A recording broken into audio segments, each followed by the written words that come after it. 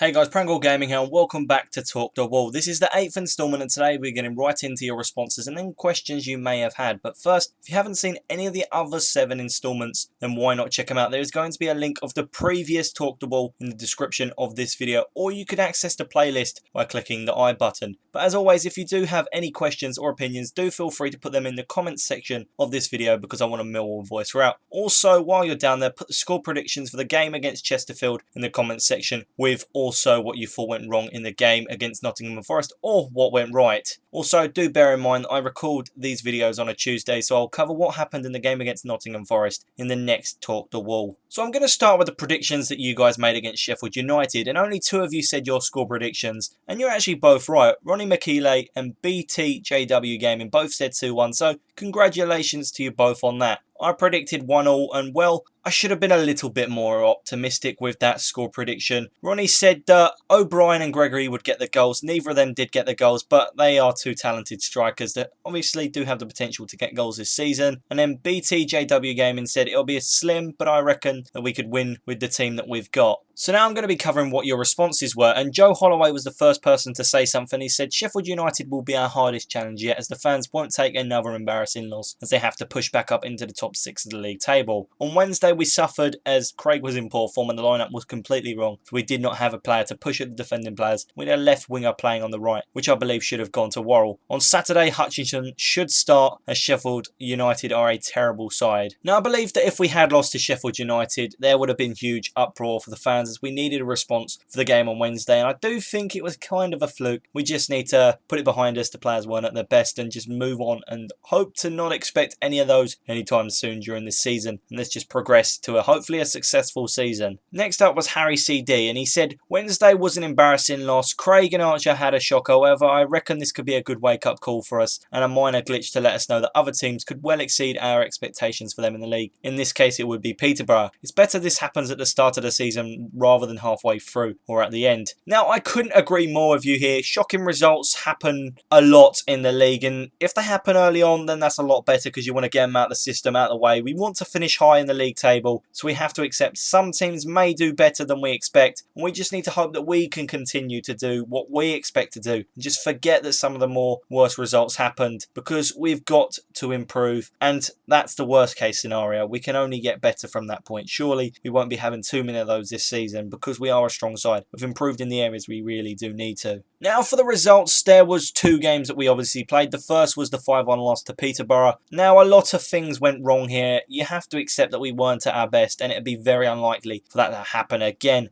The only positive we can take from this result is the fact that Steve Morrison got a goal. Now the second game was obviously the one we played on Saturday against Sheffield United. There was a lot more to be happy about in this game from a fan's point of view. We attacked well, we defended, we stopped them having too many major chances, even though we did concede that weak shock goal. But we did get the 2 goals that won us the game, and I think that we should take that and prepare for the cup game against Nottingham Forest. But as for the goals, Sean Williams scored our goal. It was an amazing goal, and the assist was by David Worrell. And then Morrison obviously scored the penalty, which is his second goal in the past 2 games, which is really impressive. Morrison could get a lot of goals this season, and let's hope that he continues his form that he's on at the moment. So as you may or may not know, I always like to end on Millwall news, and so for this one, the first one is that Shaun Hutchinson came off the bench against Peterborough, and it seemed to be going well till he pulled up with a bit of an injury, and it looks to be the same injury as last time, which was actually the hamstring, so hopefully he can get back and have a good effect on the team. We've had too many players that have had potential and got injured. Just to name a few, I'd probably go with Nicky Bailey and maybe Richard Chaplow, but that is obviously just naming a few of the names. Jordan Archer has also been offered a contract and he is yet to respond to this. Hopefully we can sign him up and move on and look forward to a successful season. If we don't sign him, it could be very hard for the club, as he has been an amazing player. We need him to stay. Also, considering David Ford is out on loan, there may not be a chance that Ford could be coming back, so we need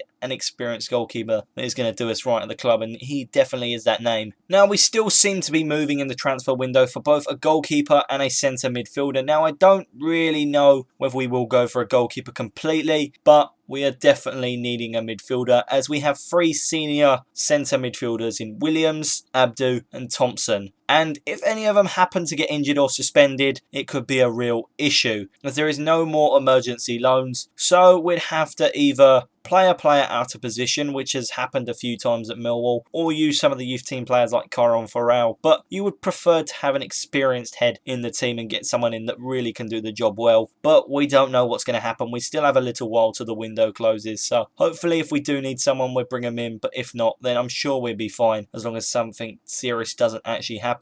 Now finally, I said earlier about David Ford, and he has actually kept a clean sheet at the weekend against Colchester United. So there are signs of him doing well out on loan. And I know Pompey fans love him at the moment, so if Ford chooses to go, I would likely expect him to go to Portsmouth as a preferred destination over anyone else. But as I said, I am not 100% sure whether he's going to stay there or not. Only he will know that. Obviously, he's got this season to assess his situation and go from there. So that is all we got time for today. Do feel free to put any questions and opinions in the comment section for the next week's Talk the Wall. However, before I go, don't forget to put your score predictions for the Chesterfield game in the comment section, as next week I'll be covering them and also talking about what went well and what went wrong in that game. And I also want you guys to tell me your opinions of the Nottingham Forest game also. So like, comment, subscribe, and I'll see you guys next week for the next Talk the Wall. Goodbye.